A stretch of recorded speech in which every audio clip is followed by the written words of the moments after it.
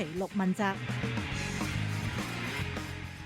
除咗人流方面、物流方面，又有啲咩嘅重點嚟緊要即係要重點處理嘅一啲嘅問題咧？特別係嚟緊園區會有一啲嘅生物科技嘅一啲嘅公司嘅，咁一啲關於生物嘅樣板啊，呢啲跨境嘅運送安排會唔會有啲嘅特別嘅措施？會唔會有啲嘅技術或者法律嘅問題要解決啊？絕對需要，培生你講得好啱。喺物流入邊就以樣本流為嗰個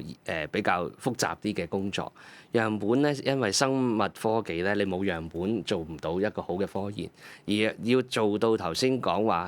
河套香港園區做到特區之中嘅特區咧，我係需要有不論外國或者香港本地嘅生物樣本，呢個容易啲啦，因為我哋當然都有自己嘅規範，但係喺規範之中，我要流到入去個河套園區當然容易啲。但係內地咧對生命樣本生物樣本咧，其實規管相當嚴格，亦都啱嘅。生物樣本係一個既有可能係有危險性嘅，有風險嘅，亦都有個人資料嘅問題。咁因此咧，一般嘅國家同埋地區，佢對於科研用途嘅時候都要有好嚴謹嘅規管。咁所以個流動咧，如果要真係要做得到咧，我哋既要喺不論係政策，就算我有咗政策嘅原則，我要有法律。法律咧就係兩地嘅法律。我知道深圳園區咧都已經開始緊籌備佢嘅條例，有呢一啲嘅工作。我哋香港園區咧都會借助我哋嚟緊呢個立法年度咧會有北部都會區嘅專屬法律，咁入邊亦都會包括河套香港園區需要嘅一啲東西，特別係樣本流呢一方面咧，我哋嘅法例都會完善咗佢啦。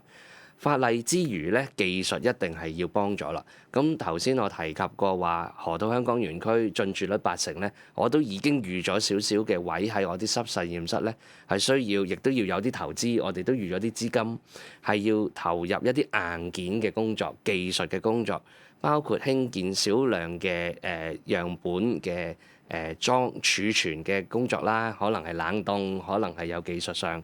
除此之外，亦都要有一少少實驗室嘅功能，咁讓到唔同嘅企業。如果嗰啲樣本我哋係做得到所謂 desensitization， 即係話如果佢唔咁敏感嘅，可能可以係個企業自己個地方度做。但係如果再敏感啲嘅樣本咧，可能就要喺呢一個樣本庫係由我間公司去睇住，有足嘅監控包括可能係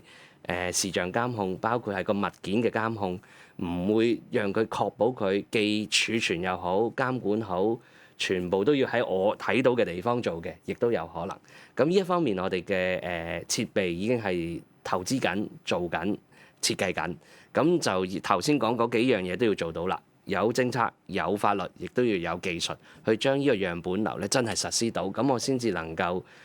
讓河套香港園區咧成為真係有做到呢一個樣本流交流呢一個工作咧，就要做到一樣工作。講到即係譬如一啲科研人員嚟到園區咁啊，可以進入香港市區啦。但係特別係一啲即係要風險管理啦。假設譬如有啲有傳染性嘅病毒嘅樣本，咁一定要留喺個園區入邊啦。一啲敏感嘅數據要留喺個園區入邊。咁啊，樣本庫就係一個儲存嘅地方啦。但係個監察工作點樣做咧？點樣操作上令到即係知道佢有冇流出到園區咧？我相信頭先講到一啲硬件同技術上嘅工作咧，我都做緊一啲設計㗎啦，咁就會確保到呢一方面係不會流通出去啦。咁除咗話風險之外，因為頭先提及係跨境，我哋都要